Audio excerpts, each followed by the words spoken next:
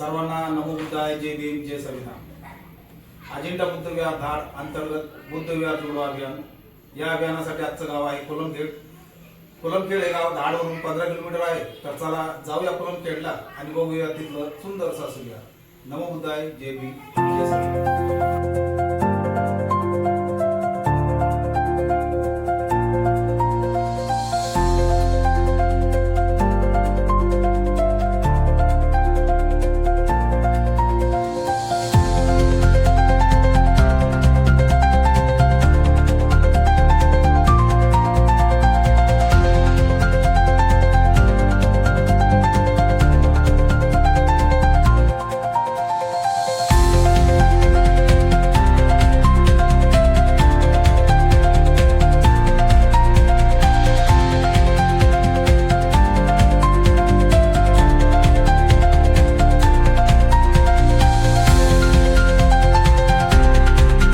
बुद्ध विहार धाड YouTube channel.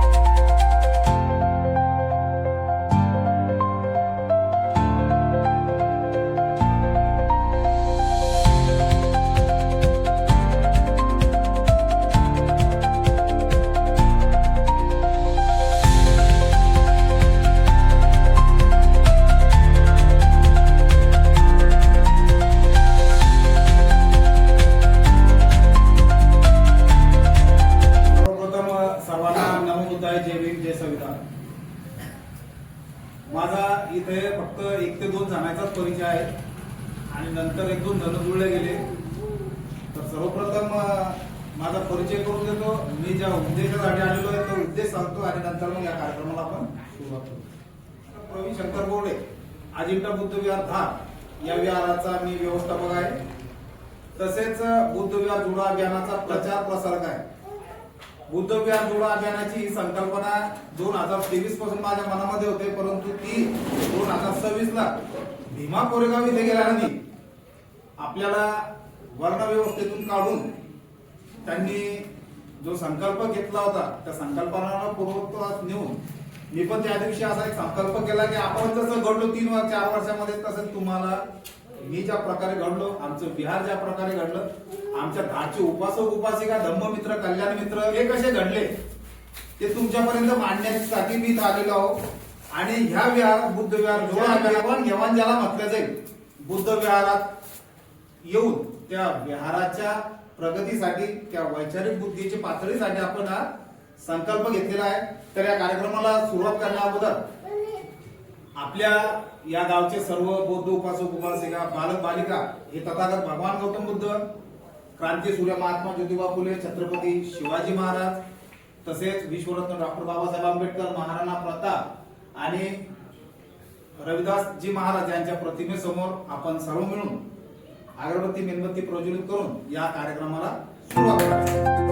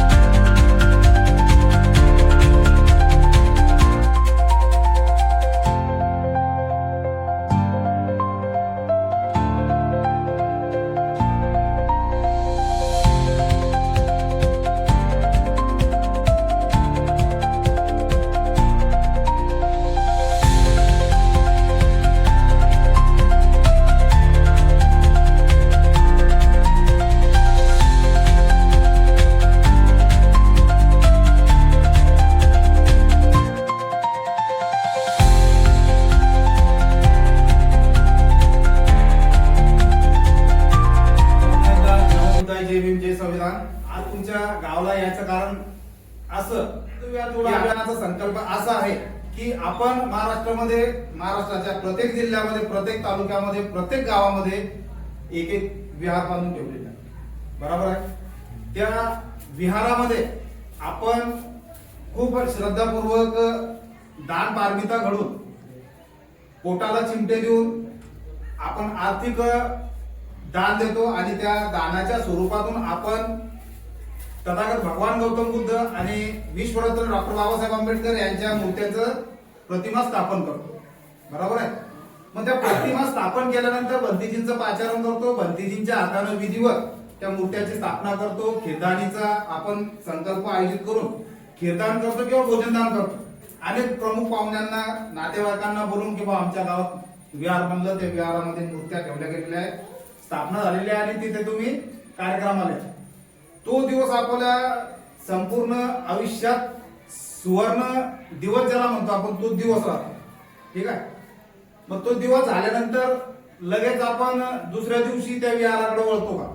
त्या विहारात त्या दिवशी झालेल्या कार्यक्रमाचं काही पत्रावळ्या उरलेल्या आहे का?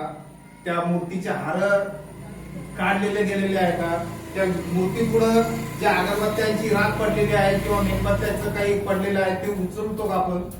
दुसऱ्या दिवशीपासून आम्हाला त्या विहाराशी काही घेणं राहत. मग त्यामध्ये एखादी महिला असो, पुरुष असो, ज्याला खरंच धम्माचं आकलन आहे, ती महिला म्हणा, ती उपासक म्हणा, उपासिका, तिथे येते श्रद्धापूर्वक साफसफाई करतात आणि निघून जातात. मग आम्ही बुद्धाकडून आतापर्यंत काय घेतलं? बाबासाहेबांनी संविधान रूपाचे स्वातंत्र्य दिलं आम्हाला. त्या बाबासाहेबांकडून आम्ही काय घेतलं? फक्त 14 एप्रिल आलो की आम्ही आमच्या अंगात बाबासाहेब घुसत्यात. मग आम्ही वर्गाने मागतो, आम्ही दारवा पितो आणि आम्ही जे पाहिलं ते नाटक करून आम्ही डोक्यावर मिरून बाबासाहेबांची जयंती साजरी करतो. बरोबर आहे. मग 14 एप्रिल झाली की मग आम्ही 15 एप्रिल विसरून जातो की आमचे बाबासाहेबांनी आमच्यावर काय उपकार केलेले. मग तेच आम्हाला पुढचा मे महिना आठवतो, बुद्ध पौर्णिमा. मग बुद्धांनी जन्म घेतला बा, बुद्धांनी आपल्याला शांततेचा मार्ग दिला, धम्म दिला.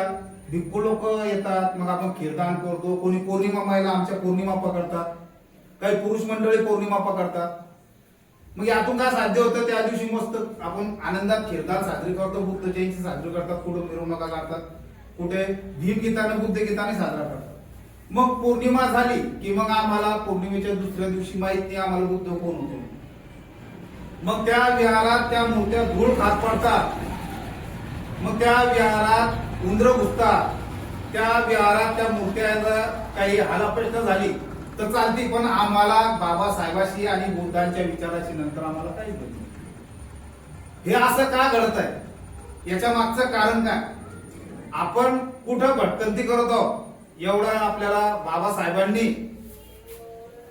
4 ते 5 वर्ष संघर्ष करून बुद्ध आणि धम्म हा ग्रंथ दिला. आम्ही वर्षवास काय हे आम्हाला माहिती आहे का? ज्या भगवंतांनी 3 महिन्याचे वर्षवास सांगितलेले आहे त्याच्याबद्दल आम्हाला अवलोकन आहे का? इतकं छान सुंदर तुमचं विहार इथं घडलेलं आहे, इतके छान प्रतिमा तिथून ठेवलेल्या आहे. इथं तुम्ही रोज विहारात येता का? तुम्ही दर रविवारी ज्या बाबासाहेबांनी धम्मदिवस दिलेला आहे बघा. आपण, मी पण गरीब घराण्यातलं, मी काही श्रीमंत नाही, मी काही मोठा नोकरीवर नाही, पण मी जे काही ते माझ्या परिपूर्ण आहे समजा. तर मला जेवढं विचारायचं आहे तुम्हाला, एवढं मोठं सुंदर विहार आहे ज्या बाबासाहेबांनी आपल्याला 7 दिवस कामाचे सांगितलेले आहे आणि 7व्या दिवशी रविवार हा का दिलेला आपल्याला धम्मदिवस म्हणून. माझ्या दर रविवारी पोस्ट असतात फेसबुक, व्हॉट्सअप, इंस्टाग्रामला की सुसंस्कृत समाजाची म्हणजे आपल्या स्वतःमध्ये आणि आपल्या कुटुंबामध्ये जर परिवर्तन घडवणं असेल तुम्हाला तर तुम्ही सर्वात पहिले बुद्ध विहारात जा. बुद्ध विहारात गेल्यानंतरच तुमचे विचार बदलतील. हे कोण सांगितलं? ते बोधिसत्व डॉक्टर बाबासाहेब आंबेडकरांनी. मग 7 दिवस तर आम्ही जात नाही, मग तुम्ही रविवारी संध्याकाळी अर्धा तास विहारात येता बाबा. आम्ही पौर्णिमा ज्या दिवशी असतो फक्त त्या दिवशी आम्हाला बुद्ध बाबासाहेब करतात की पौर्णिमा आहे, कोण येत असेल तर ठीक, नाही तर मी पौर्णिमा पकडली. मग मी काय करतो? मी तुम्हाला बोलून दे बरं, नाही तर कोणाला वाईट वाटून देतात. पौर्णिमा किती जण पकडतात खरं सांग? 1 2. परिवर्तन करणं आपल्याला. म्हणून तर बुद्ध विहार करण्याचा काय विषय आहे? परिवर्तन निसर्गाचा नियम आहे. बुद्धांनी सांगितलं तो आपल्याला अनुभवायचा, आपल्याला तो अनुभूत करायचा. त्यावेळेस आपल्याला गतिमान जीवन होईल. बरोबर आहे का? आता पौर्णिमा उठल्यानंतर तुम्ही अगरबत्ती मेणबत्ती लावता, त्रिशरण पंचशील जे असत ते करता किंवा वंदन करता आणि मग काय करता फटाफट सांगायचं. मग तुम्हाला मी वेळ मला पण जेवण करता 12च्या आतमध्ये का फराळाचं करता? फराळाचं करतो, संध्याकाळी सोडतो आम्ही. नाही 12 वाजेच्या आत सोडतो. हा आणि संध्याकाळी काय करता मग फराळ घेतात संध्याकाळी का उपास असं करता? उपासाचं. हेच ना शेवचोडा म्हणून काय म्हणतात ते साबुदाणा. तुम्ही पण तसंच करता हा. का तुम्ही सकाळचं फराळाचं करता आणि संध्याकाळी जेवण करता? नाही, संध्याकाळी होते तसं. बरं चला तुमच्या सगळ्यांना साधूवाद. आता आपल्याला परिवर्तन घडणे. बुद्धांनी सांगितलेले पौर्णिमेचे नियम आहे, काही अष्टशील उपवासाचे नियम आहे. अष्टशील उपवास खूप मोठी. आता तुम्ही ज्यावेळेस धर्मात अंगीकृत असाल त्यावेळेस तुम्हाला ते कळत चालेल आणि हेच आपल्याला कळणं गरजेचं आहे. आणि हे जर ज्यावेळेस कळलं तर आपण जे दारिद्र्य जीवन जगू राहिलो, 100 एकरावाले बी दारिद्र्य जीवन करून जगू राहिले आणि एक एकरात बी जीवन दारिद्र्य पण जगू राहिले. हा? तुम्ही येऊन बसले हे तुमची श्रीमंती आहे, पण तुमचे विचार इतके दारिद्र्य आहे. ज्यावेळेस ते विचार जर तुम्ही सोनेरी करसाल किंवा ते विचार जर चांगले करसाल त्यावेळेस तुम्ही खरे बुद्ध धम्म अनुयायी बनसाल, बाबासाहेबांचे अनुयायी बनसाल. त्यावेळेस ज्यावेळेस तुमचे विचार चांगले सुवर्ण असतील, त्यावेळेस चांगले विचारशील असेल बुद्धांच्या मार्गाचे, बाबासाहेबांच्या मार्गाचे, तर आपलं जेवण जे असतं ज्यावेळेस आपल्या शरीराचे पूर्ण एक ना एक पार्ट क्रिया करत असतात. झोपल्यानंतर काय करते फक्त हृदय आणि मेंदूचं कार्य करते आणि हे खूप बाकीचं सर्व निवांतच राहतो. आपण त्या आपल्याला ऊर्जा मिळण्यासाठी आपल्याला सकाळी भोजन करावं. संध्याकाळी फळार, ज्यांना काही औषधी चालू असेल त्यांनी फळार घ्या किंवा तुम्ही त्या सांगितल्याप्रमाणे खिचडी साबुदाणा खाऊ शकता. संध्याकाळचं शक्यतो तरुण पिढीतले जर कोणी उपवास किंवा उपवास करत असतील त्यांनी संध्याकाळी एक फळ खायचं, चिकू सारखं एखादं फळ. ज्यावेळेस तुम्ही असं करताल तर त्यावेळेस रात्री झोप लागणार नाही पहिल्या दिवशी, तुमच्या जात्या व्यक्तींना सांगू. कारण काय होते विचार तुमचे भटकत राहतात की आता मी तर जेवलो नाही, मला तर संध्याकाळी भूक लागतीच बुवा, आता मी कसं करू. बरोबर. यामागचं कारण असं आहे तुमच्या चित्तात जे विकार भरलेले आहेत ते निघण्यासाठी तुम्हाला ते मदत करतं. पोट खाली असले की तुमचं दुसरा विषय असा की तुमचं डायजेशन क्लिअर राहील. हा महत्वाचा सायंटिफिक रिझन आहे तिचा. आणि ज्यावेळेस तुम्ही सकाळी उठाल तर तुम्ही एक चैतन्यपूर्ण भावाने उठाल. ते कधी तुम्हाला लगेच पहिल्या पौर्णिमेला तुम्हाला 2-3 पौर्णिमेनंतर अनुभव येईल. हे कधी करायचं ज्यावेळेस तुमचा खरं संकल्प एकनिष्ठ असेल.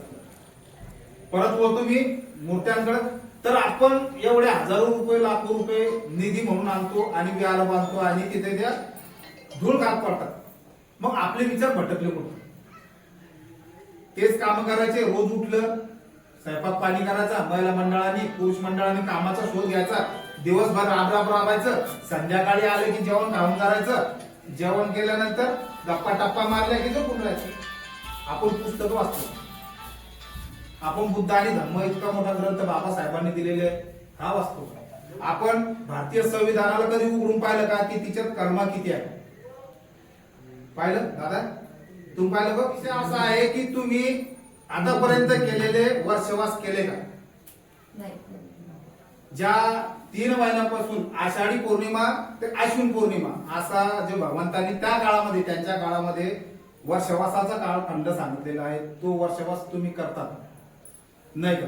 ठीक आहे. तुमच्या गावात आतापर्यंत किती भंतीचं पाचरण तुम्ही केलेलं आहे? नाही. ठीक आहे. आता परिवर्तन घडवायचं. आता आपण काय करायचं आहे बा, आता जे झालं त्याच्यावर विसर टाकायचा आहे मामा. आता जे झालं त्याच्यावर विसर टाकून आपल्याला आता परिवर्तन घडवायचं आहे.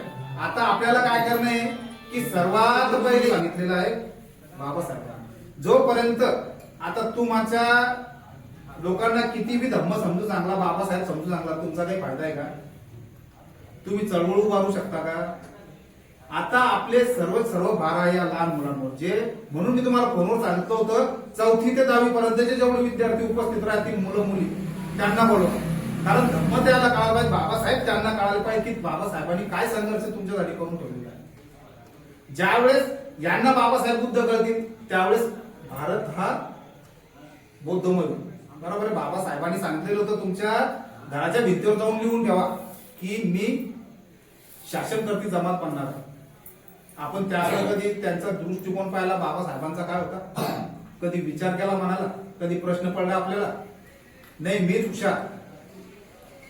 मीपणा बुद्धाने सांगितले, ज्याच्या अंगात मीपणा गर्व भरलेला आहे त्याचं घर कधीही खाली. बरोबर आहे. म्हणून मी धम्मामध्ये बाबासाहेबांच्या चळवळीमध्ये ज्यांनी मीपणा केलेला आहे त्याचे हाल जाऊन पहा, कुत्रे बी त्याचे हाल पाहून राहिले. बरोबर आहे का? मी नाव नाही घेत, तुम्ही समजून घेऊ शकता, कारण आपल्याला ते पाप आपल्यावर ओढवून घेणं नाही. बरोबर. म्हणून या मुलांसाठी आपण बुद्ध विहार जोडो अभियानाच्या आमच्या धारच्या विहाराच्या मार्फत आम्ही तुम्हाला दर रविवारी जे बाबासाहेबांनी धम्मदिवस सांगलेले आहेत त्या धम्मदिवसासाठी तुम्ही तुमच्या वतीने तुमचे मुलं तुम्ही इथे अर्धा तास येऊन त्रिशरम पंचशील जर ग्रहण केली, पुढील गाथा अवगत करण्यासाठी आता तुमच्याकडे कार्यक्रम असतात, जलदान विधी, लग्न समारंभ, इतर जे कार्यक्रम असतात तर तुम्ही बौद्धाचार्य पाहत राहता. बरोबर आहे. केवळ लग्न लावायला आपल्याकडे कोण बोलवतात, जलदान विधीच्या कार्यक्रमाला आपल्याकडे कोण बोलवतात, हे सर्वात मोठा प्रश्न पडते की नाही आपल्याला. बरोबर आहे का? मग हे जर तुमच्यातून तयार झाले, तुमच्या गावातून जर तयार झाले बौद्धाचार्य म्हणा, श्रामणेर म्हणा, तर किती आनंदाची गोष्ट आहे. तसंच आपल्या विहाराच्या मार्फत अशा तरुण धम्म मित्रांसाठी श्रामणेर 10 दिवसांची प्रवज्जा याचा पण संकल्प आपण केलेला आहे आणि ह्या लहान मुलांसाठी पण तो संकल्प आहे 10 दिवसाची प्रवज्जा. मग हिच्यात खर्च किती लागत? बरोबर आहे. हिच्यात खर्च किती? तर हिच्यात 1 रुपयाही तुम्हाला खर्च येणार नाही. सर्व खर्च विहाराच्या मार्फत होईल आमच्या. त्यांना नेण्या आणण्याचा खर्च, त्यांना 10 दिवसाचं तिथं प्रवज्जेसाठी लागणारा भोजनदान वगैरे सर्व उपासक आपल्या आपण काहीच नाही, आपण भिकारीतून भिकारी असं म्हटलं जाऊ आपण. इतके दानशूर लोक त्या ज्यांनी 10 दिवस प्रवज्जा घेतात ते होतात बुद्धपुत्र. चिवर अंगावर टाकल्यावर ते होतात बुद्धपुत्र.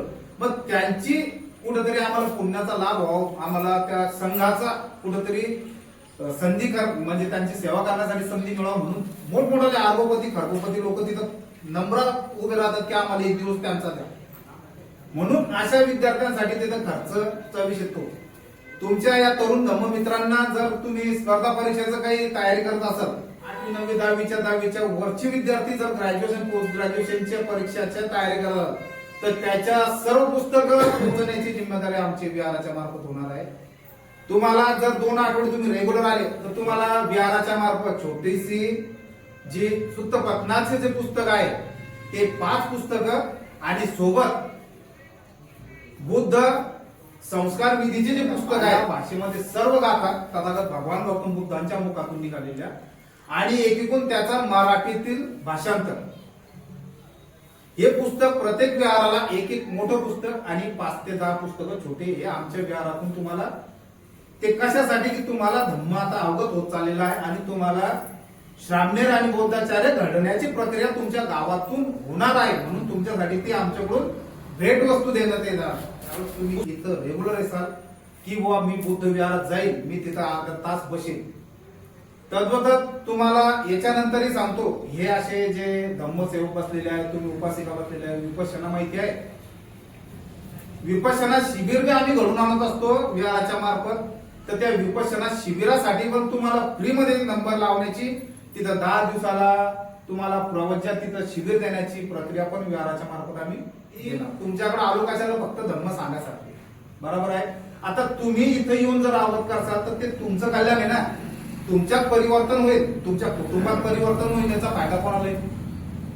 मला तुम्ही काय आणून देणार आहे की नाही भाऊ तुम्ही डॉक्टर साहेब तुम्ही आले आणि त्या दिवशी अर्धा घंटा बडबड केली, आमचं कल्याण झालं बरं हे घ्या बरं तुमच्यासाठी. तुम्ही कुठेतरी मला काया वाचा मनाने कुठेतरी की तो धाडचा माणूस आता काहीतरी विहाराचं घेऊन आम्ही विहारात जाऊन आमच्यात परिवर्तन झालं, कुठेतरी साधुवाद देसाल, तो साधुवाद मला मिळत. बाकीचं मला तुमच्याकडून अपेक्षा नाही. तुमच्या धर्माचं आकलन व्हावं ही सदिच्छा म्हणून तुमच्याकडे मी आलेलो. राहिला विषय, दर रविवारी जर तुमच्या मुलांना आता इथं उभं करून भाषण करायचं सांगत की बाबासाहेबांबद्दल 2 शब्द बोल किंवा तुमच्यातलं कोणी बोलू शकता, छत्रपती शिवाजी महाराजांच्या बद्दल 2 शब्द सांगा बरं. जाऊ द्या, महिला मंडळातून रमाई मातांच्या बद्दल एखादं गाणं म्हणायचं येईल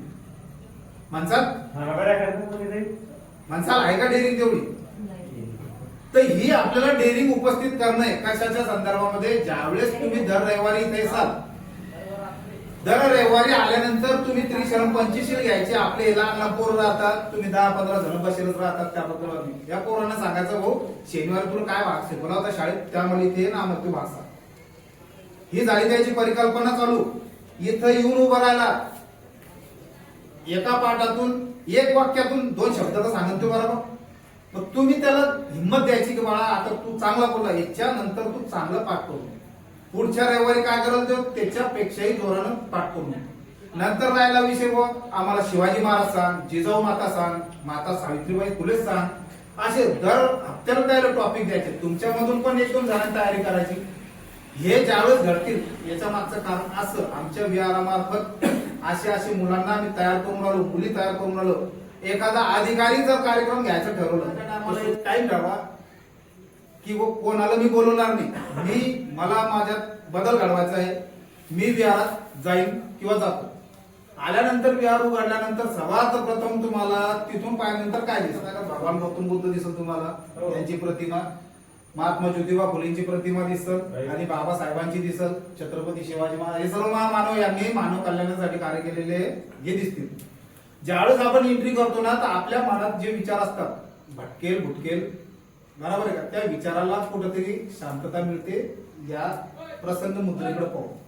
ज्यावेळेस तुम्ही जसं आतमध्ये असाल बुद्धांच्या प्रतिमाकडे, यांच्या महामानवांच्या प्रतिमाकडे, त्यावेळेस तुमच्या चित्तामध्ये अनेक असे असलेले विचार हे शांत होत चालतात. ज्यावेळेस तुम्ही आतमध्ये आल्यानंतर ही अगरबत्ती मेणबत्ती प्रज्वलित करता आणि वंदन करता, त्यावेळेस तुमचे नकारात्मक विचार जे असतात ना, ते पूर्णतः तुमचे बदलून जातात.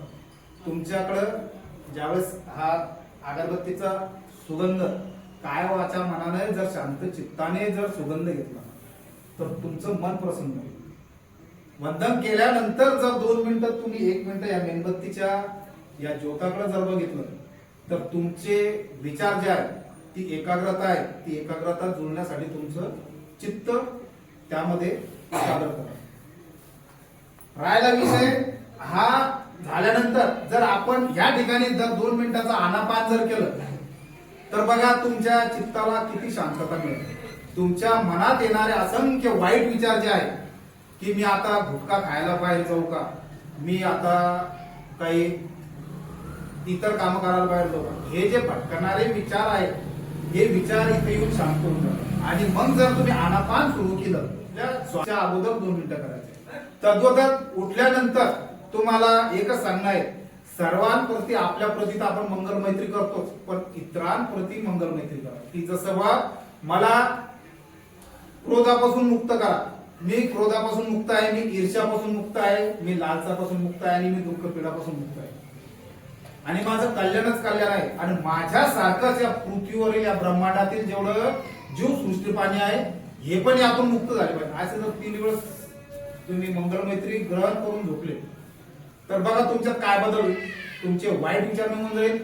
ज्यांना रात्री झोप लागत नाही त्यांना शांत झोप लागत. आणि मंगलमैत्रीचे 11 फायदे, त्या 11 फायद्यापैकी सर्वात मोठा फायदा ज्यावेळेस तुम्ही सकाळी उठसाल त्यावेळेस माणूस नवचैतन्य अंगात निर्माण होऊन तसं तुम्हाला अनुभव येईल की खरंच माझ्यात काहीतरी बदल झाला. ही मंगलमैत्री तुम्ही करा, बघा तुमच्यात किती फरक आहे. मी काही जास्त दूरचा नाही, मी तर तुम्हाला नंबर देणारच आहे, तुमचे नंबर ग्रुपला जॉईन करणारच आहे मी. त्यामुळं मंगलमैत्री आतापासून चालू करा. जाता जाता ज्यावेळेस वेळ मिळाला तुम्हाला मंगलमैत्री करत राहा. तुमच्यावर येणारे संकट हे 1000 किलोमीटर दूर पळून जाईल. हे बुद्धांचे सांगणे आहे, तत्व आहे. आणि बुद्धांचं सत्य अंतिम आहे. जसं चंद्र सूर्य तारे हे लपत नाही, तसेच बुद्धांचे सत्य हे लपत नाही. म्हणून आता या पुढील विषयावर जे आहे प्रकाश टाकण्याचं काम, हे तरुण धम्ममित्र, हे बालकर यांना तुम्ही तुमच्या वतीने 10-10 दिवसांचं जिथे कुठं महाराष्ट्राच्या जिल्ह्यामध्ये तालुक्यामध्ये श्रामणेर प्रवज्जा होईल तिथे तुम्हाला त्यांना पाठवायचं आहे की बाबा जाय बुद्धपुत्र बन 10 दिवस. आणि 10 दिवस इथे गावात राहून मी काहीतरी तुमच्यावर उपकार करत नाही किंवा गावावर उपकार करणार नाही. बरोबर आहे का? खरी गोष्ट आहे, खोटी का खरी आहे? त्याच्यात जर बदल झाला तुमच्या मुलामुलीमध्ये तर तो बदल पाहून तुमचं जे आजूबाजूचा परिसर आहे ते तुम्हाला येऊन म्हणतील की याला कुठं पाठवलं होतं आणि याच्यात किंवा हिच्यामध्ये काय बदल झाला.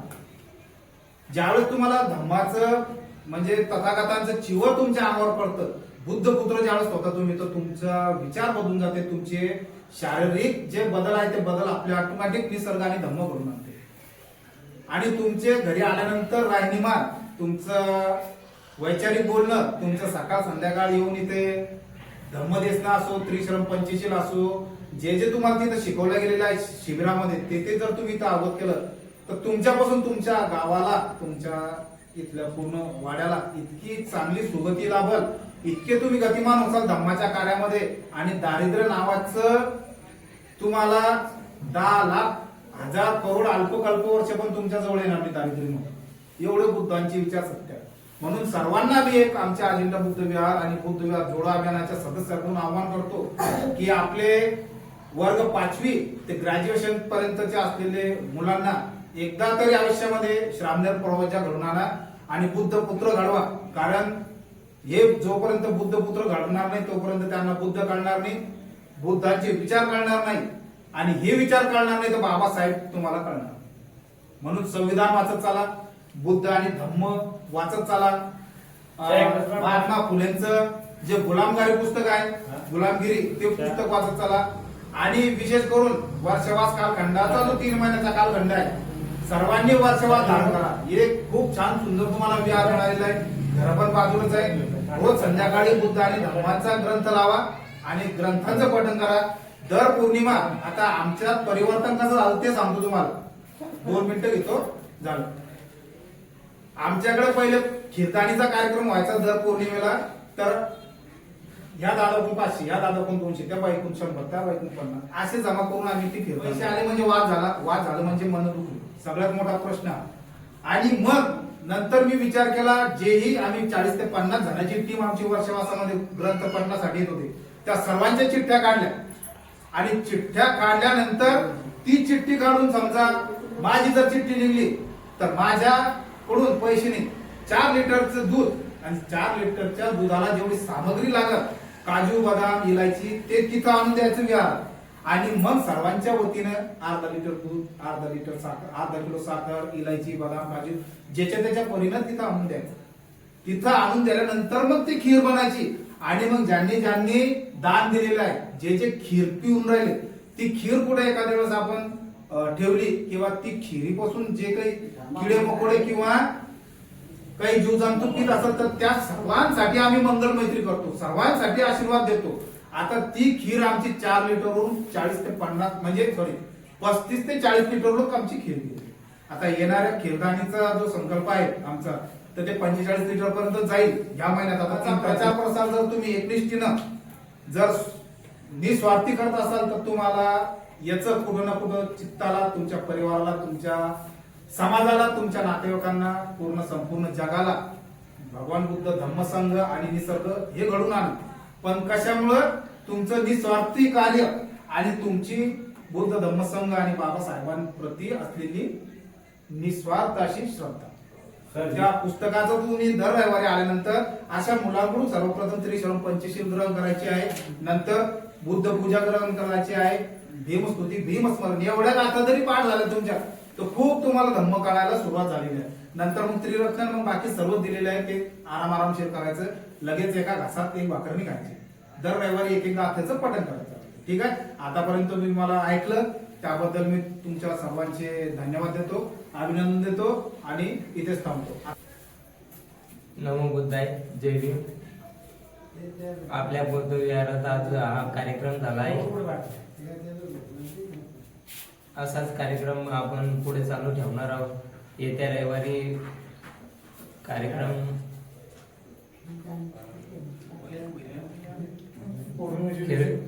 पौर्णिमेच्या दिवशी कीर्तनाचा कार्यक्रम ठेवला आहे.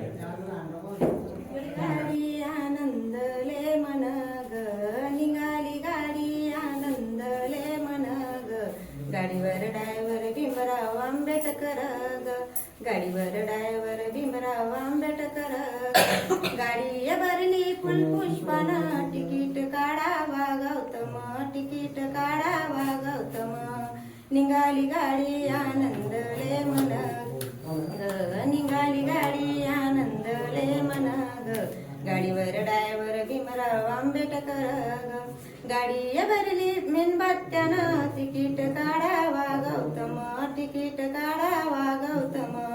निघाली गाडी आनंदले मन ग, निघाली गाडी आनंदले मन ग.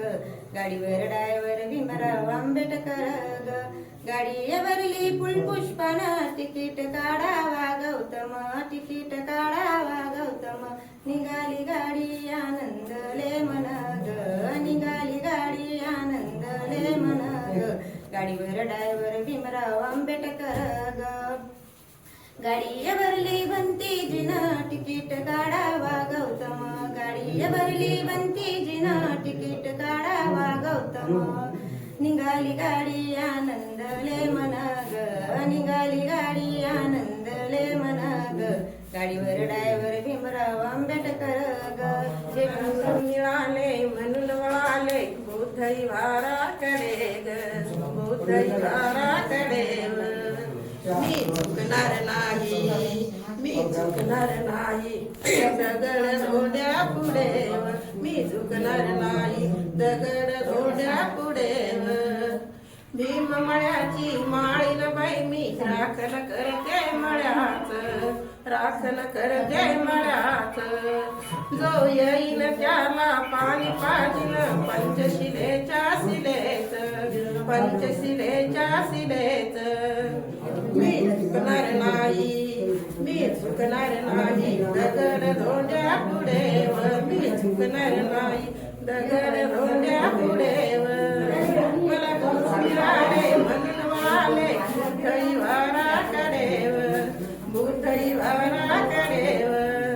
मी चुकणार नाही, मी चुकणार नाही दगड धोंड्या पुढे, मी चुकणार नाही दगड धोंड्या पुढे. महू गावात दर्शन घडले महूच्या चंदनाचे, महूच्या चंदनाचे. दोरे झंडे तेथे जाळले महूच्या बंधनाचे, महूच्या बंधनाचे.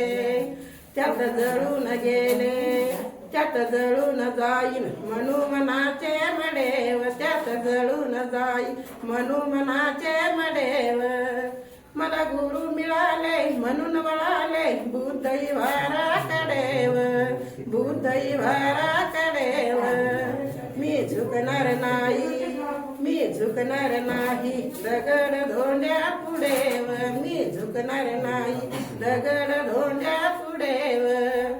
एप्रिल महिन्यामध्ये माझ्या माहेरच्या शिवारी, एप्रिल महिन्यामध्ये माझ्या माहेरच्या शिवारी. मंजुळवाणी पडली कानी आडावाची ललकारी, मंजुळवाणी पडली कानी आडावाची ललकारी. मी गातच राहीन, मी गातच राहीन भीमाचे पौवाडेव, मी गातच राहीन भीमाचे पौवाडेव. मला गुरु मिळाले म्हणून वळाले बुद्धई वाराकडे, बुद्धई वाराकडे. मी चुकणार नाही, मी चुकणार नाही दगड धोंड्या पुढे, मी चुकणार नाही दगड धोंड्या पुढे. जय भीम. आज कुलमखेड येथील पंचशील बुद्ध विहार येथे अजिंठा बुद्ध विहार धाड अंतर्गत बुद्ध विहार जोडो अभियानासाठी आम्ही आलेलो होतो. तर खूप चांगला असा प्रतिसाद इथल्या उपासक उपासिका विद्यार्थी वर्गाने दर्शविला. बुद्ध धम्मसंघ आणि बाबासाहेबांच्या विचाराला अधीन होऊन ज्याही आपण धम्माला जोडण्यासाठी प्रक्रिया बाबासाहेबांनी सांगितलेल्या आहे, जसं धम्मदिवस पौर्णिमा आणि भारतीय संविधान तसेच बुद्ध आणि त्यांचा धम्म हा ग्रंथ याच्याबद्दलची माहिती दिली. तरुण धम्म मित्रांना एमपीएससी यूपीएससीच्या माध्यमातून मार्गदर्शन, तसेच लहान मुलांना श्रावणी प्रवचना कशी घडून आणायची, विपश्यना कशी घडून आणायची याबद्दलच आपण या विहाराला आपण इथे या उपासक उपासिकांना सांगितलेले आहे. तर या सर्वांची मी अजिंठा बुद्ध विहार धाड अंतर्गत बुद्ध विहार जोडो अभियानाचे सर्व सभासद यांच्या वतीने मी अभिनंदन करतो आणि आभार व्यक्त करतो की खरंच तुम्ही धम्माला कुठेतरी जाणून आहात आणि तुम्ही इथे उपस्थित झालात. याबद्दल विहाराच्या मार्फत आपल्या सर्वांची मी अभिनंदन करतो आणि आभार मानतो. तर जाता जाता आपली परत एकदा टॅगलाईन म्हणायची वेळ आलेली आहे. ज्याला धम्म कळाला तो विहाराकडे वळा, ज्याला धम्म कळाला तो विहाराकडे वळा, ज्याला धम्म कळाला तो विहाराकडे वळा. नमो बुद्धाय, जय भीम, जय संविधान. अजिंठा बुद्ध विहार धाग यूट्यूब चॅनल.